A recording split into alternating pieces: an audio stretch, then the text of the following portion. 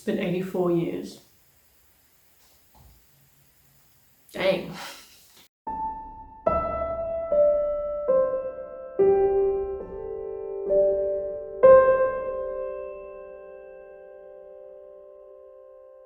Right, okay, hi everyone, welcome back to the channel. As you guys know, my channel is primarily centered around BJDs, ball jointed dolls, collecting them, talking about them, styling them, occasionally customizing them, etc, etc. You get the gist. That's basically what my channel is about. I haven't bought a new doll in 3 years. That is quite a long time, if you ask me. My collection now is a lot smaller than it was the last time I did buy a doll. I've reduced it perpetually over the years, and it got to a point where it was a sizable amount. I had 5 dolls, and I decided to keep it at that with no future plans to add a new doll to the collection anytime soon. If you look back on this channel, 2019 and 2020 respectively, I only had, I think, 1 video up the whole year. And that just mirrors my involvement in the hobby.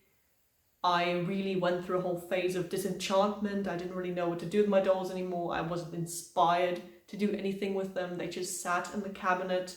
I didn't want to sell any more of them because that would have felt like I'm looking for some flaws in them, because I really did like each and every one of them. So they just sat around and I was doing other things. Now, coming into 2021, I felt a renewed interest in BJDs, and then suddenly a resurgence of creative energy to do stuff with them. And resulting from that, I bought a new doll. And now I have a box to unpack.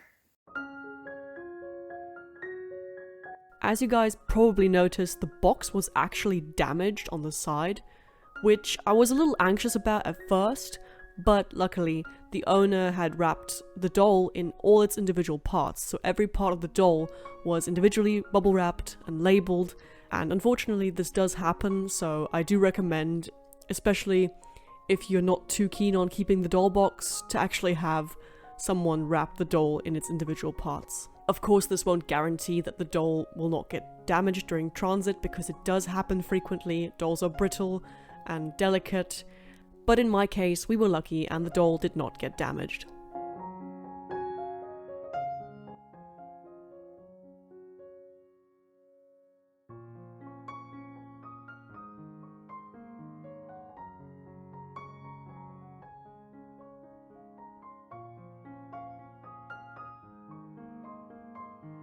So obviously I got this doll secondhand. I was browsing Instagram one evening and randomly this doll was put up for sale, and I got really lucky and I contacted the owner immediately. And with the secondhand marketplace, you just kind of have to be in the right place at the right time, and I got really lucky with this purchase, and I was able to get this doll right at the time when she went up for sale.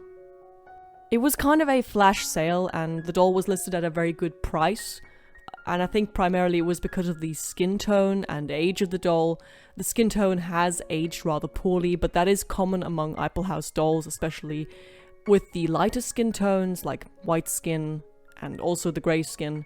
But I took no issue with it, and funnily enough, I was familiar with this exact doll before because I have been following the owner on DeviantArt and Instagram respectively for numerous years, and I'm very familiar with their photography.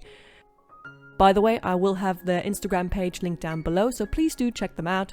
They're an amazing doll customizer and photographer, and to me, their content is always very inspirational, so do check them out below. So this was kind of a very cool moment for me, but also a bit of a full circle moment, because not only was I able to bring home a doll that I had admired in its customized state, no, I was also bringing home a sculpt that I had very nearly bought in the past. Back in my twilight years of the hobby, just when I was finding my ground, I ordered an Iplehouse doll, an EID Karina, and I very nearly bought the Asa, because those were the 2 sculpts that I had considered, that I definitely liked the most out of all of them. Ended up going with the Karina, which I did end up selling, actually, later on after I got her and was able to play with her, because I couldn't bond with the EID body, it just wasn't working for me. And now I have the Asa, and she's on the SID body, which I haven't been able to handle so much yet, but I can already tell it's way easier to handle than the EID body, and I'm pretty sure I won't be having any problems with her going forward. The carnage is over and she is strung, so that's great. She came with a bunch of extra hands and high-heeled feet, and now I'm just gonna try on some clothes, maybe put on a wig or two and see what eyes fit her, and then see what she looks like all dressed up. Because she was a very spontaneous purchase, I don't really have a definite look for her yet, so it was really nice to just have her come in and try out some things on her that I just had lying around, because I do have another SD doll that is kind of in her size. My Feeble 65 Chloe sort of has the same measurements, and I was really hoping that some of the dresses would fit her, and this lovely green dress from Azuriel's Grove on Etsy that I got years ago actually fits her perfectly. I love the way it looks. I also actually had this Iplehouse wig that I got from another owner, also secondhand, and I put in some Soul in a Box doll eyes in 12mm. They're not the right colour. I think she needs a darker colour or maybe even a fantasy colour to match her skin, but they're the right size and I like the way they look. I like the way the pupils look. Sometimes putting together a BJD can be a very long and tedious process as you wait for all the right things to get in, and sometimes things just fall into place, which is really cool. I'm really happy that she has a look. It's not her final look, but she's complete for the time being, minus a face-up of course, but I'll get to that at some point. I really hope you enjoyed this little box opening video. It's been a while since we brought home a doll. Leave a like, comment down below, subscribe if you'd like to stick around.